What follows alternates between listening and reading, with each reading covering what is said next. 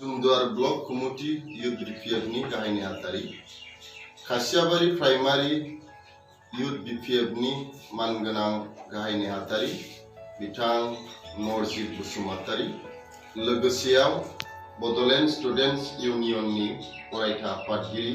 बिथां जकिनाथ Mushahary youth BPF आरो Bodoland students इउनियननि खामानि मावनो नागारै यूपीपीएल दोलोनि माखासे दैदेनगिरिफोरजों सिंनि सम्पर्क लाखोमानानै यूपीपीएलनि दैदेनगिरिफोरजों सोद्रोमाफोरजों गामि गामि नखर नखर थांनानै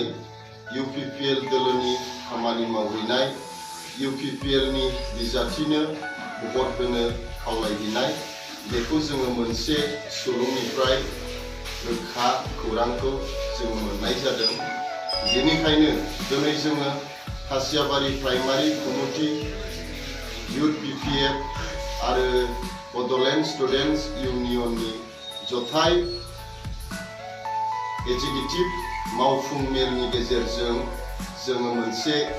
थि थांखि नाजावनाय जाबाय। बिथां सानैया आफादनि नेमखान्थिखौ सिफायनायनि थाखाय जोङो बिथां सानैखौ 3 दाननि थाखाय आफादनिफ्राय जोङो सासपेन्ड खालामनाय जाबाय आरो